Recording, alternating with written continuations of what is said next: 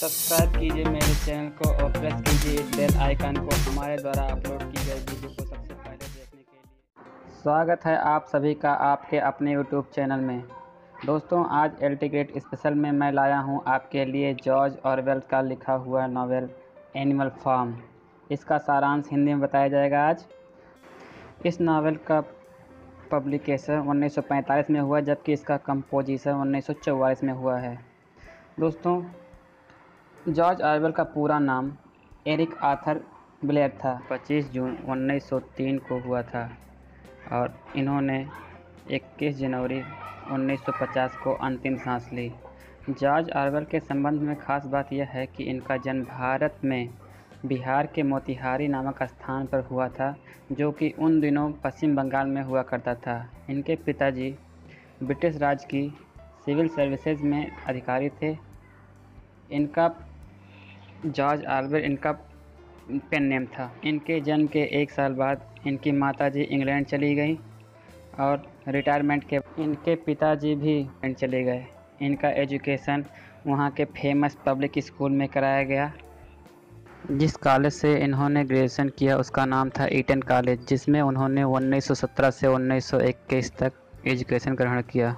इन्होंने बर्मा में कुछ समय तक पुलिस अफसर की नौकरी भी की थी। उसके बाद इनका स्वास्थ्य ठीक न रहने के कारण इन्होंने रिटायरमेंट ले लिया। अगर इनके नावल की बात करें तो इनके 6 नावल बहुत प्रसिद्ध हैं, जिनमें से आपको 2 बहुत ही ध्यान देना है। एक आया था 1945 में एनिमल फार्म, जो आपको पढ़ाया जाएगा, और एक है 1984 जो कि 1949 में आया था। 1984 के बारे में आपसे एग्ज़ाम में पूछा जा सकता है, क्योंकि 1984 यानी 1984 जिसका पब्लिकेशन 1949 में होता है। इस पे आप तुक्का भी नहीं मार सकते। 1984 एक डिस्टोपियन नॉवेल है। डिस्टोपिया बुरे स्थान को बोलते हैं। यह यूटोपिया का विलोम है। यूटोपिया भी ऐसा स्थान होता है जो इमेजिनरी हो, सुखद हो, सब कुछ उसमें अच्छा हो। तो चलिए बिना समय गंवाए शुरू करते हैं आज का अपना टॉपिक। इंग्लैंड में एक किसी फार्म था। उसमें घोड़े, सूअर, गाय, मुर्गे, मुर्गियाँ, बकरे, भेड़ें, बत्तखें आदि बहुत से पशु रहते थे। उसका पहले नाम था मैनर फार्म। उसके जो मालिक थे उनका नाम था जोन्स। जोन्स एक निहायत ही बहुत बड़े पियक्कड़ थे। वह अपने पशुओं की देखभाल करने के बजाय शराब पीने में ज़्यादा मस्त रहते थे। एक दिन वह खूब नशे में धुत थे और सोए हुए थे। तभी सभी जानवर एकत्र हुए। उसमें एक बूढ़ा मेजर था। उसने सभी जानवरों को अपने पास बुलाया और संदेश भिजवा के यह कहा कि उसने एक स्वप्न देखा है जिसे वह सभी जानवरों को बताना चाहता है। इस पर सभी जानवर धीरे धीरे करके रात में इकट्ठा होते गए। वह बूढ़ा मेजर 12 वर्ष की आयु का था। वह खलिहान में तिनकों के बिछौने पर सोया हुआ था। सबसे पहले 3 कुत्ते आए, फिर सूअर आए, उनके बाद मुर्गियाँ, फिर कबूतर आकर ऊंचे स्थान पर बैठ गए। फिर भेड़ें आईं, सूअर उनके पीछे आए, फिर बॉक्सर और क्लोव नाम के 2 घोड़े आए। उसके बाद म्यूरियल नाम का एक सफ़ेद बकरा आया। बेंजामिन नाम का एक गधा भी आया। वह गधे की खासियत थी कि वह बहुत कम बोलता था और हंसता भी नहीं था। उसके बाद बत्तख के बच्चे आए। उसके बाद मौली नाम की सफ़ेद घोड़ी आई। फार्म के सभी जानवर सब पक्षी आ चुके थे। केवल एक जानवर नहीं आया था। जानवर नहीं, पक्षी कहीं नहीं आया था। उसका नाम था मोजिज, जो काला कौवा था। जब सभी जानवर इकट्ठा हो गए तो मेजर ने कहा, साथियों, हमारा जीवन बहुत ही कष्टपूर्ण है। हम लोग परिश्रम करते हैं, हमको कभी अवकाश भी नहीं मिलता, यातना सहते हैं और उसका पूरा लाभ हम ना पाते हैं। इसकी अपेक्षा आदमी पाता है। वह हमें गुलाम बनाकर हमसे उत्पादन करवाता है, फिर हमसे जो भी लाभ मिलता है वह हड़प लेता है। हमें केवल जीवित रहने लायक भोजन दिया जाता है। हम किसी काम के नहीं रह जाते तब हमें कसाई के द्वारा बेच दिया जाता है। इससे छुटकारा पाने के लिए हमको मानवों से बगावत करनी होगी, दिन रात मेहनत करना पड़ेगा और उनसे विद्रोह करके ही हम पूर्ण स्वतंत्रता घोषित कर सकते हैं। और मानवों पर विजय प्राप्त करने के लिए हमको एकजुट होकर भाईचारा बनाकर संघर्ष करना होगा। बूढ़ा मेजर अपनी बात समाप्त करने ही वाला था कि देखा गया कि 4 चूहे बिल से निकलकर उसकी बात बहुत ध्यानपूर्वक सुन रहे थे। तभी कुत्तों की नज़र चूहों पर पड़ी और वह उन पर झपट पड़े। बेचारे चूहे किसी तरह से जान बचाकर बिल में घुस गए। तब मेजर ने कहा, साथियों, सभी जंगली जो 4 पैर वाले हैं वो हमारे मित्र हैं और 2 पैर वाले हमारे शत्रु। इस पर मुर्गे और बत्तख खड़े हो गए। तब मेजर ने कहा कि नहीं, आपके 2 पंख भी आपके 2 पैर ही हैं, आप भी हमारे मित्र ही हैं। उन्हें बताया कि हम मानव के दोस्त को नहीं अपनाएंगे, घरों में नहीं सोएंगे, बिस्तर पर नहीं सोएंगे, कपड़े नहीं पहनेंगे, शराब नहीं पिएंगे, धन का स्पर्श तक नहीं करेंगे और एनिमल फार्म में जो भी उत्पादन होगा उसका व्यापार नहीं किया जाएगा। मेजर ने अपनी बात समाप्त किया और उसने अपने बचपन का एक गाना सभी को सुनाया। सभी पशु पक्षी मिलकर इतना ज़ोर से गाना शुरू कर देते हैं कि मिस्टर जोन्स की निद्रा टूट जाती है और उन्हें लगता है कि कोई लोमड़ी घुस आई है। वो अपना बंदूक उठाते हैं और फायर कर देते हैं। तभी सभी पशु पक्षी अपने अपने स्थान पर भाग जाते हैं। यहाँ अध्याय 1 की समाप्ति होती है और अध्याय 2 शुरुआत होती है। 3 दिन बाद बूढ़ा मेजर मर जाता है। इस आंदोलन को बढ़ाने के लिए 2 सुअर आते हैं और संभालते हैं। उनके नाम हैं स्नोबॉल और नेपोलियन। बहुत सी गुप्त बातें होती हैं। स्नोबॉल जल्दी बोलने वाला है तथा कल्पनाशील सुअर है। नेपोलियन एक विशालकाय, भयंकर और बहुत हिष्ट-पुष्ट सुअर है जो कम बोलता है, मनमानी बहुत करता है। उस फार्म में एक छोटे कद का सुअर भी है जिसका नाम स्किलर है। वह बहुत फुर्तीला है, तीखी आवाज़ें हैं और प्रभावशाली वक्ता है। इन तीनों सुअरों ने मिलकर उस बूढ़े मेजर की बातों को, यानी उनकी शिक्षाओं को, उनके आंदोलन को आगे बढ़ाया और उसका नाम दिया एनिमलिज्म। वह तीनों सुअर अन्य जानवरों को समझाते रहे कि एनिमलिज्म के सिद्धांत को, कि जब हम विद्रोह करेंगे और हमें इससे मुक्ति मिल जाएगी तो हमारा सारा उत्पादन हमारा होगा, उसका उपयोग हम करेंगे। कुछ पशु पक्षी कहने लगे कि मिस्टर जोन्स हमारे मालिक हैं, अतः उनका वफादार रहना हमारा कर्तव्य है। वह हमें भोजन देते हैं, वह हमें भूख से मरने से बचाते हैं। रविवार का दिन था। मिस्टर जोन्स शराब की नशे में धुत सोए हुए थे। पशु पक्षियों को उनका खाना नहीं मिला था, वे भूख से तड़प रहे थे। अचानक ही विद्रोह शुरू कर दी उन्होंने और चारे पर टूट पड़े। थोड़ी देर बाद 5 आदमी अपनी हंटर वगैरह लेकर आते हैं और उन पर झपट पड़ते हैं।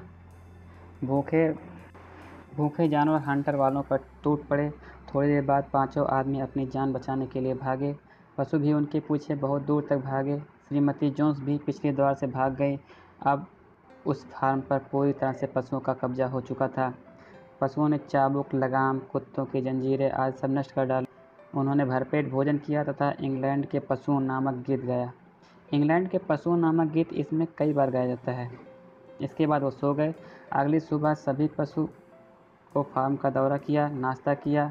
स्नोबॉल ने फार्म के नाम को मिटाकर उस पर नया नाम पेंट कर दिया जिसका नाम था एनिमल फार्म। इससे पहले इस फार्म का नाम था मैनर फार्म। स्नोबॉल और नेपोलियन ने एनिमलिज्म के 7 सिद्धांतों को खरिहान की दीवार पर लिख दिया था। उनमें सबसे पहले था 2 पैरों पर चलने वाले प्रत्येक प्राणी एक शत्रु है।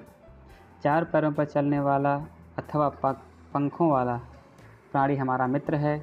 कोई भी जानवर कपड़ा नहीं पहनेगा, कोई भी जानवर बिस्तर का प्रयोग नहीं करेगा, कोई भी जानवर शराब को हाथ तक नहीं लगाएगा, कोई भी जानवर किसी दूसरे जानवर को नहीं मारेगा। सभी जानवर एक दूसरे के समान हैं, अर्थात उनके कर्तव्य और अधिकार समान हैं। इसके बाद गाय का दूध निकाला जाता है। फिर सभी पशु पक्षी अपने अपने काम पर लग जाते हैं। पशु फसल काटने के लिए चले जाते हैं। जब वो शाम को आते हैं तो गाय के द्वारा निकाला गया दूध गाय मिलता है। सभी जानवर मौली और बेंजामिन को छोड़कर अपना अपना काम बखूबी निभा रहे थे। परिश्रम में सबसे आगे था बॉक्सर। रविवार को छुट्टी रहती थी। उस दिन नाश्ते के बाद झंडा फहराने की रस्म होती थी। झंडा हरे रंग का था, उस पर एक खुर और एक सींग था। इसके बाद दोपहर बाद वह मनोरंजन के लिए अपना काम करते थे और हे इंग्लैंड के पशुओं वाला गाना गाते थे। उस फार्म में पढ़ने लिखने की भी व्यवस्था की गई थी, परंतु सुअरों को छोड़कर अन्य पशु पढ़ नहीं पाए। कुत्तों ने कुछ पढ़ना लिखना सीख भी लिया था, बॉक्सर डी अक्षर तक ही सीख पाया। इस पर स्नोबॉल ने सातों जो दीवार पर लिखे गई शर्तें थी उन पर सीधा सीधा लिख दिया या बता दिया, 4 टांगों वाला अच्छा और 2 टांगों वाला बुरा। एक दिन दूध गायब होने का रहस्य मालूम पड़ा। पता चला कि उसे सूअरों के भोजन में मिलाया जाता है। बगीचे में पके हुए सेब को भी पशुओं में बांटा नहीं जाता। एक दिन यह आदेश आया कि सभी सेब सूअरों के भोजन में भिजवा दिए जाएं। कुछ पशु बड़बड़ाए। इस पर स्क्विलर ने समझाया कि चूंकि सूअर दिमाग का काम करते हैं, अतः दूध तथा सेब उन्हें मिलना चाहिए, नहीं तो मिस्टर जोन्स फिर वापस लौटकर आ जाएंगे। अतः बिना किसी तर्क के सभी पशु स्वीकार कर लिए। यहाँ चैप्टर 3 ख़त्म होता है। ये इंग्लैंड के पशुओं वाला गीत दूर दूर तक सभी पशु पक्षियों को सुनाया गया। इसका प्रचार प्रसार बहुत तेज़ी से हुआ। एनिमल फार्म के पड़ोस में 2 फार्म थे। उनमें एक का नाम था फैक्सवुड, जिनका मालिक था मिस्टर पिंकलिंगटन, और दूसरा फार्म था पिंचफील्ड, जिसका मालिक था फ्रेडरिक। वह एक दूसरे से बहुत घृणा करते थे, बहुत दोस्त रखते थे। एनिमल फार्म के विद्रोह से भयभीत होकर वह झूठा प्रचार कराते थे कि एनिमल फार्म के जानवर भूखों मर रहे हैं।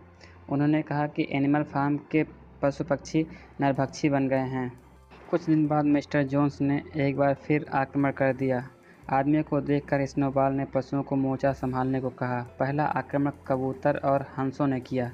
दूसरा आक्रमण बेंजामिन गधे, बकरे तथा भेड़ों ने किया। तीसरा आक्रमण 3 घोड़े, 3 गायें और सूअरों ने किया। स्नोबॉल स्वयं मिस्टर जोन्स पर झपटा।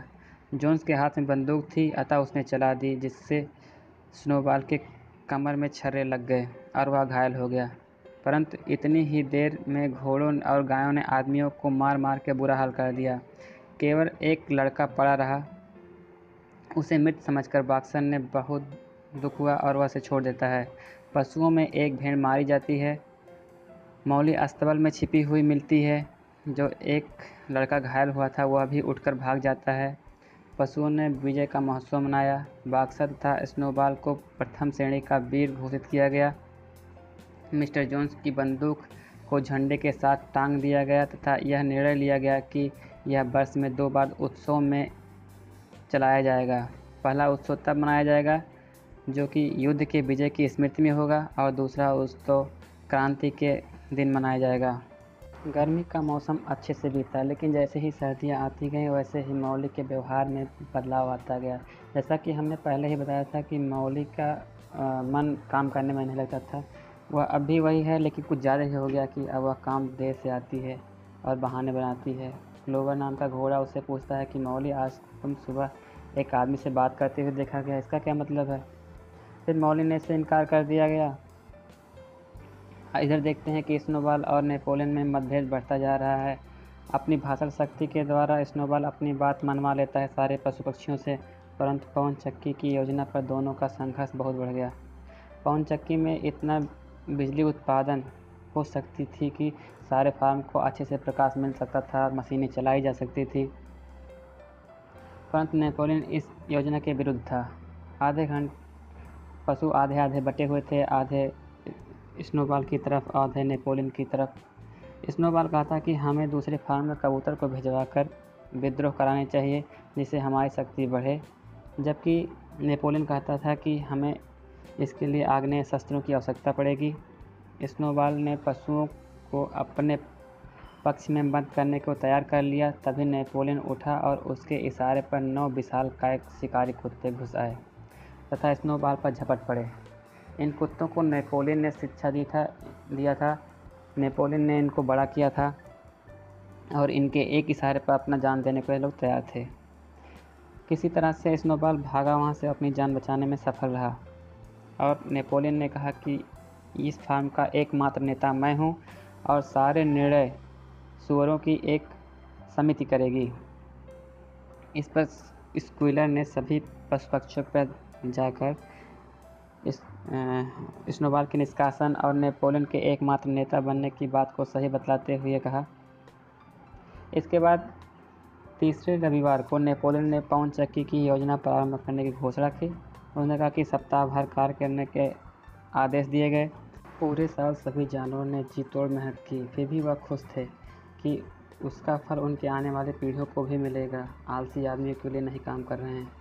वह सप्ताह में 60 घंटे काम करते थे, परंतु अगस्त में नेपोलियन ने घोषणा की कि सभी जानवर दोपहर के बाद भी काम करेंगे और जो जानवर दोपहर बाद काम नहीं करेगा उसके राशन में आधी कटौती कर ली जाएगी। पवन चक्की का काम भी शुरू हो गया। अब एनिमल फार्म में सारी चीज़ें तो उपलब्ध होती नहीं थी कि जो उन पशु पक्षियों के लिए हों, जैसे कि पैराफिन का तेल, कील, रस्सियाँ, कुत्ते की बिस्किट, घोड़े की नाल वगैरह। ये सब चीज़ तो बाहर से परचेज करनी ही पड़ेंगी। इस पर कुछ जानवरों ने आज्ञा मांगने के लिए नेपोलियन के पास इकट्ठा हुए। तो उन्होंने कहा कि ठीक है, वह घास के ढेर को और गेहूं की फसल को, अंडों को पड़ोसी को बेचेगा, उसके बदले वह इन सब सामानों को आयात करेगा। 4 सुअरों ने दबी आवाज़ में इसका उल्लंघन किया, क्योंकि इसमें कहा गया था कि हम पैसे के लिए कोई काम नहीं करेंगे। इस पर नेपोलियन के कुत्ते गुर्राए, उस पर वो लोग चुपचाप बैठ गए।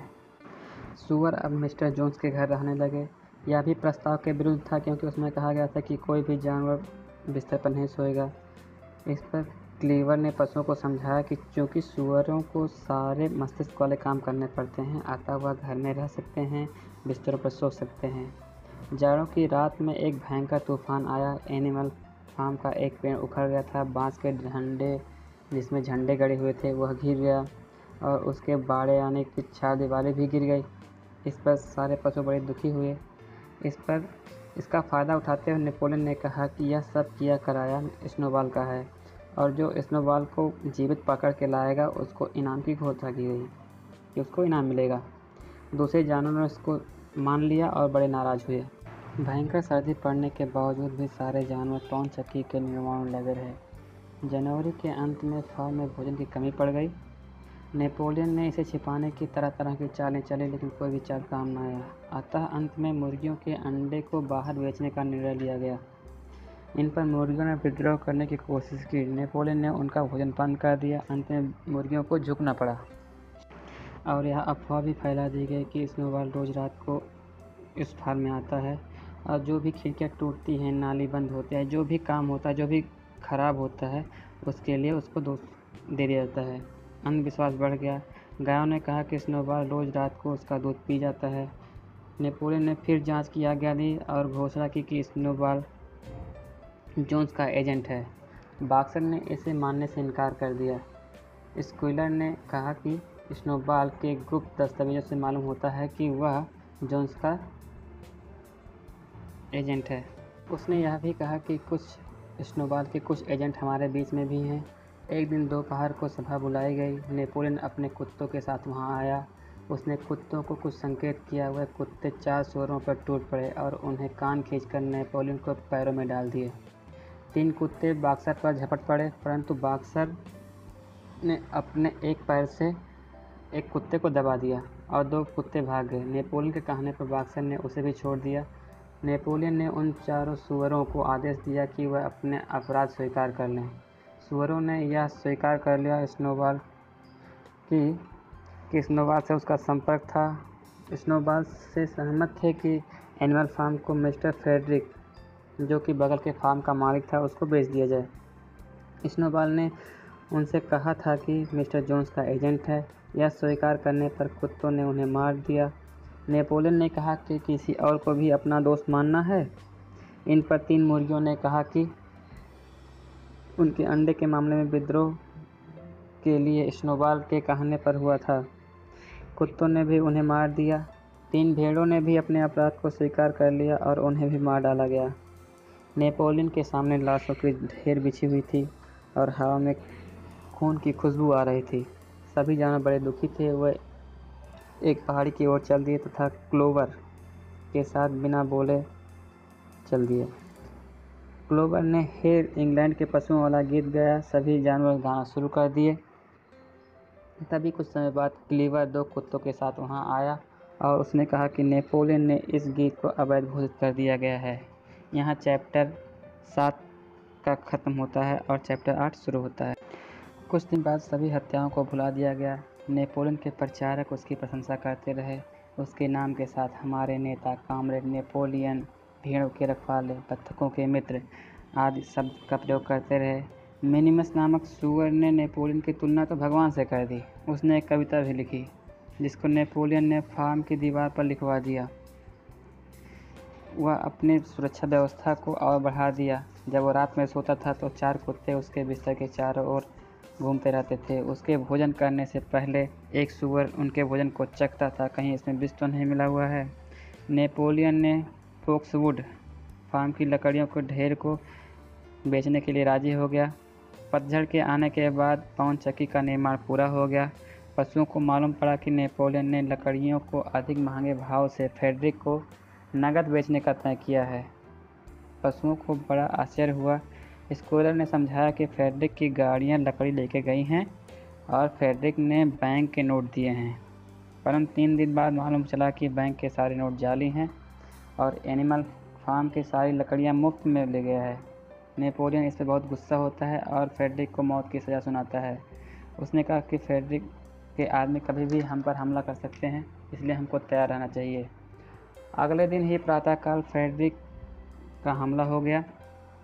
पशुओं ने जमकर सामना किया, परंतु फ्रेडरिक की बंदूक के आगे किसी की ना चली।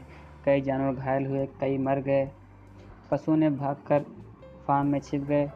फ्रेडरिक तथा उसके आदमी पवन की चक्की के पास बारूद रख दिया। थोड़ी देर बाद बहुत ज़ोर से धमाका होता है और पवन चक्की गिर जाती है। इस पर सारे जानवर बौखला जाते हैं और आदमी पर टूट पड़ते हैं। सारे आदमी भाग जाते हैं। स्क्वेलर ने उन्हें विजय की बधाई दी। मृतकों को दफनाया गया और जो वीर थे उनको पुरस्कृत किया गया। सुअरों को एक बड़ी शराब तहखाने में मिली। उन्होंने पिया और गाने गाए। अगले दिन कुछ दिन बाद नेपोलियन ने अपने फार्म के शराब की व्यवस्था की और उनके सिद्धांत पर कुछ बदलाव किया कि कोई भी जानवर बहुत अधिक शराब नहीं पिएगा, अब शराब पी सकता है। ये भी उन सिद्धांत के खिलाफ ही था। सभी पशुओं ने फिर से पवन चक्की को बड़े ही मेहनत से शुरू कर दिया। बॉक्सर का एक खुर युद्ध में घायल हो चुका था, परंतु वह कष्ट का प्रवाह किए बिना ही बड़ी कड़ी मेहनत करने लगा। एक दिन वह गिरा और फिर दोबारा उठ न पाया। एनिमल फार्म में यह विश्वास दिलाया गया कि उसे बढ़िया अस्पताल में भिजवाया गया है, लेकिन पशुओं ने देखा कि केवल मौली और स्नोबॉल को छोड़कर कोई भी पशु नहीं गया है। तीसरे दिन एक घोड़ा गाड़ी आता है और बॉक्सर को चढ़ाया और लेके जाता है। बेंजामिन ने देखा कि यह तो कसाई की गाड़ी है। इस पर उसने रोकने की कोशिश की, लेकिन वह लेकर भाग गया है। 3 दिन बाद स्क्वेलर ने कहा कि अच्छे इलाज के बावजूद भी बॉक्सर अस्पताल में मर गया। फिर कुछ पशुओं ने कहा कि वह तो कसाई की गाड़ी थी। इस पर उसने कहा कि वह घोड़ा गाड़ी पहले किसी कसाई की थी, परंतु उसे किसी डॉक्टर ने खरीद लिया। इस पर थोड़ी राहत की सांस ली गई। रविवार को नेपोलियन ने बॉक्सर की मृत्यु के शोक प्रकट करी और उसने बॉक्सर की याद में भोज का प्रबंध कराया और एक बड़ा सा बॉक्स लाया गया जिसमें ढेर सारे शराब की बोतलें बंद पड़ी थीं। सभी सुअरों ने शराब पिया और अगले दिन दोपहर में उठे। अंतिम चैप्टर में देखा जाता है कि कई वर्ष गुजर जाते हैं, अनेक पशु मर जाते हैं, कई पशुओं के बच्चे पैदा होते हैं। बेंजामिन, मोजिस और थोड़े सुअरों को छोड़कर किसी को क्रांति का ज़माना याद ही नहीं रहता। कुछ दिन बाद नेपोलियन और उसके कुत्ते को छोड़कर सभी दुखी हैं। स्क्रीवर भी काफ़ी मोटा हो गया है, चूँकि वो चापलूस था, उसको भी लाभ मिलता रहा। अन्य पशुओं की हालत जैसे कि तैसी रही, या ऐसा देखें कि और बद से बदतर होती गई। वह घास पे सोते, तालाब के पानी पीते, खेतों में काम करते, जाड़ों में ठंड से मरते, गर्मी में मक्खी से दुखी रहते। कुछ दिन बाद देखा गया कि सूअरों के लिए रेडियो आ गए, टेलीफोन आने वाली बात चल रही थी, अखबार मांगने का भी प्रबंध किया गया। नेपोलियन को तंबाकू पीते भी देखा गया। नेपोलियन काला कोट पहनने लगा और सारे रीति रिवाज वही थे जो मिस्टर जोन्स के थे। अब इसमें और आदमियों में कोई अंतर नहीं रह गया। कुछ दिन बाद देखा गया कि एक कुत्ते के द्वारा खींची गई गाड़ी आए, उसमें कुछ किसान आए थे, सीधे नेपोलियन से मिलने जाते हैं। उस पर उसके तहखाने में एक मीटिंग होती है उन किसानों की, सूअरों की, जिसमें से अन्य पशु पक्षी सोचते हैं कि क्या हो रहा है, थोड़ा जाके देखते हैं। फिर दबे पाँव से आते हैं, फिर देखते हैं कि वह आदमी और ये सूअर आपस में शराब पी रहे हैं और ताश खेलते हैं। इस पर उन्होंने कहा कि अब ये तो नहीं चल पाएगा। फिर कुछ देर बाद पशु वहाँ से हट जाते हैं, फिर देखते हैं फिर बहुत ज़ोर से आवाज़ होती है। फिर सब चौंक कर पास आते हैं तो देखते हैं कि सूअरों और आदमियों के बीच विवाद था। विवाद का कारण नेपोलियन तथा मिस्टर पिलकिंगटन द्वारा एक साथ हुक्म के एके की चाल चलना था, अर्थात दोनों के पास नकली पत्ते थे। उन्होंने गौर से सूअरों तथा मनुष्यों के चेहरों को देखा। वह चकित रह गए कि उनके चेहरों में कोई अंतर न था। सब सारी व्यवस्थाएं जस की तस ही रह गई। कोई फ़ायदा न था इन क्रांति का।